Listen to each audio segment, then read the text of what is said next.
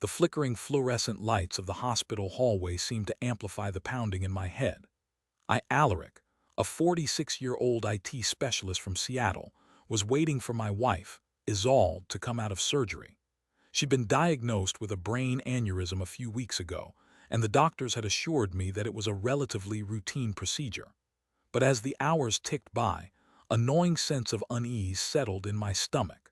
Isolde and I had been married for 18 years. We met in college, a whirlwind romance fueled by shared dreams and youthful exuberance. Over the years, the initial spark had mellowed into a comfortable, familiar warmth, or so I thought. Lately, though, I'd noticed a subtle shift in Isolde's behavior. She was distant, preoccupied, and her phone had become an extension of her hand. I chalked it up to stress from work, or perhaps the looming surgery. Now, sitting in this sterile waiting room, I couldn't shake the feeling that something was terribly wrong. The surgeon finally emerged, his face etched with a mixture of relief and concern. "Mr. Olson," he asked, his voice low. "The surgery was successful. We managed to clip the aneurysm without any complications." However, he paused, choosing his words carefully. "During the procedure, we discovered something unexpected. Mrs. Olson is pregnant. The word echoed in my mind, a discordant note shattering the fragile peace I'd been clinging to.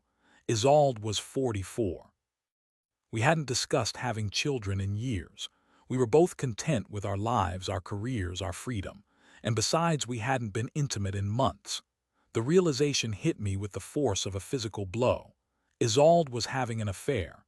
The next few days were a blur of forced smiles, strained conversations, and a growing sense of betrayal. Isolde recovered quickly, physically at least. She was evasive when I tried to talk about the pregnancy, deflecting my questions with vague answers and nervous laughter. "It's a miracle, Alaric," she'd say, her eyes darting away from mine. "A late-in-life surprise." I couldn't let it go.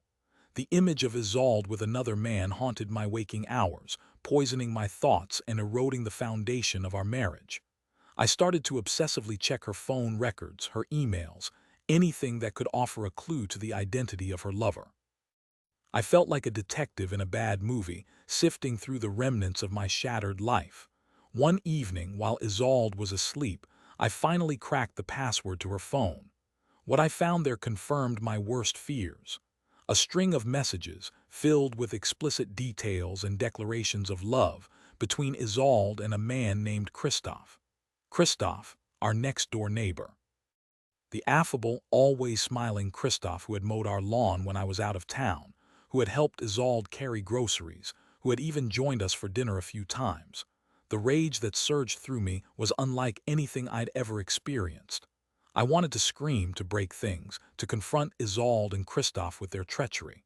But I knew that wouldn't accomplish anything. I needed to be smart, to be strategic. I needed to find a way to make them pay for the pain they had inflicted on me. I started documenting everything. I took screenshots of the messages. I recorded Isolde's phone calls. I even hired a private investigator to gather more evidence. I wanted to build an airtight case, not just for a divorce, but for something more. I wanted to expose their affair, to ruin their reputations, to make them feel the same humiliation and despair that I was feeling. The next few weeks were a masterclass in deception. I acted as if nothing was wrong, showering Isolde with affection and feigning excitement about the baby. I even invited Kristof over for barbecues, making small talk and pretending to be oblivious to the knowing glances they exchanged. It was agonizing, but I knew it was necessary. As my investigation deepened, I uncovered even more disturbing details. Isolde and Kristof had been planning to leave me, to run away together and start a new life with the baby. They had been secretly draining our joint bank account, transferring funds to an offshore account in Kristof's name. They had even been looking at houses in another state. The audacity of their betrayal was breathtaking. They had not only cheated on me, but they had also stolen my money and plotted to abandon me. I knew then that revenge was not enough. I needed to dismantle their entire scheme, to leave them with nothing. I consulted with a lawyer, a sharp, no-nonsense woman named Genevieve. I showed her the evidence I had gathered, and she was impressed. "You've done your homework, Alaric," she said, a glint in her eye. "We can definitely use this to our advantage. Genevieve advised me to file for divorce immediately, citing adultery and financial misconduct. She also suggested that I freeze our assets and seek full custody of the baby, arguing that Isolde was unfit to be a mother. I hesitated at the thought of taking the baby away from her, but Genevieve was adamant. "This isn't about punishing Isolde, Alaric," she said.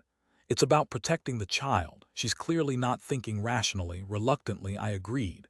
I filed for divorce, froze our assets, and petitioned for custody. The news hit Isolde like a ton of bricks. She was furious, accusing me of being vindictive and unreasonable. "How could you do this to me, Alaric?" she screamed, tears streaming down her face. "After everything we've been through, everything we've been through." I retorted, my voice dripping with sarcasm.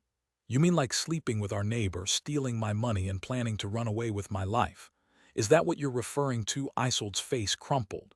She tried to deny it, to gaslight me into believing that I was crazy. But I had the evidence, the undeniable proof of her betrayal. She knew she was caught. Kristof, meanwhile, was nowhere to be found. He had apparently panicked and fled the state, leaving Isolde to face the consequences of their actions alone. I felt a pang of satisfaction at his cowardice. He had been so confident, so smug, when he thought he was getting away with it. Now he was running scared. The divorce proceedings were messy and acrimonious. Isolde fought me every step of the way, but Genevieve was relentless. She presented the evidence with surgical precision, exposing Isolde's lies and manipulations for all to see. In the end, the judge ruled in my favor. I was granted full custody of the baby, and Isolde was ordered to repay the stolen funds. Isolde was devastated. She lost her husband, her lover, her money, and her child. She was left with nothing but the wreckage of her own choices.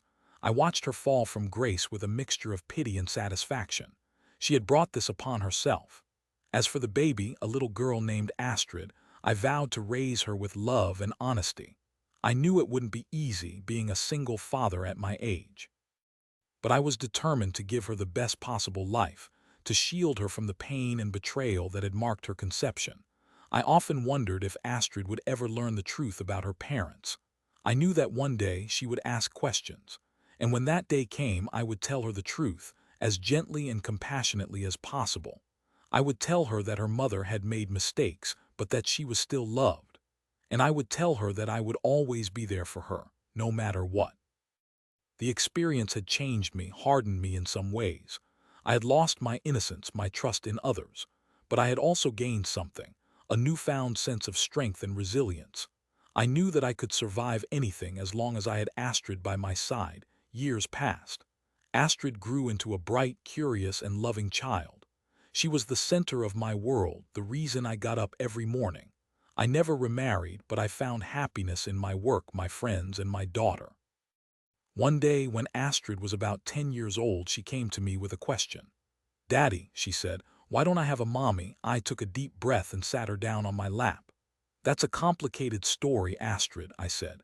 "Your mommy, she wasn't able to be a good mommy. She made some bad choices." I told her the story, omitting the most graphic details but not sugarcoating the truth. I told her about Isolde's affair, her lies, and her abandonment. Astrid listened intently, her eyes wide with disbelief. When I finished, she wrapped her arms around me and squeezed me tight. "I'm so sorry, Daddy," she said. "That must have been so hard for you." I hugged her back, tears welling up in my eyes. "It was, Astrid," I said, "but I got through it. And now I have you." Astrid pulled away and looked at me, her eyes shining with determination. "I'll always be here for you, Daddy," she said. "I promise." In that moment, I knew that everything was going to be okay. I had lost a wife, but I had gained a daughter. And that was more than enough. One evening, years later, I received a phone call from an unfamiliar number. Hesitantly, I answered. "Hello, Alaric," a weak voice said on the other end. "It's Isolde." I felt a jolt of surprise. I hadn't heard from Isolde in years. "What do you want?" I asked, my voice cold. "I am sick, Alaric," she said, her voice trembling. "I have cancer, and I don't have anyone else to turn to." I was silent for a moment, processing the information. Part of me wanted to hang up, to slam the door on her one last time. But another part of me, a part that I thought I had buried long ago, felt a flicker of compassion. "Where are you?" I asked. "I'm in a hospice in Phoenix," she said. "Please, Alaric, can you come see me?" I told her I would think about it. I hung up the phone and stared out the window, lost in thought. Should I go? Could I forgive her after everything she had done? I talked to Astrid about it. She was surprisingly understanding. "Daddy," she said, "she's still my mom and she's dying. I think you should go see her." So I went. I flew to Phoenix and found Isolde in a small, sterile room. She was pale and frail, barely recognizable as the vibrant woman I had once loved. We talked for hours. She apologized for everything she had done, for the pain she had caused. She told me that she had never stopped loving me, that she regretted her choices every day of her life. I listened, but I didn't say much. I couldn't bring myself to forgive her completely, but I could offer her a measure of peace. Before I left, I took her hand and squeezed it gently. "I hope you find peace, Isolde," I said. She smiled weakly. "Thank you, Alaric," she said, "for everything." Isolde died a few weeks later. I didn't attend the funeral. I didn't think it was my place. But I did tell Astrid about it, and together we lit a candle in her memory. It was a small gesture, but it was enough. I never forgot Isolde, but I didn't let her define my life. I moved on, found happiness, and raised Astrid to be a strong, independent woman. And in the end, that was the best revenge of all.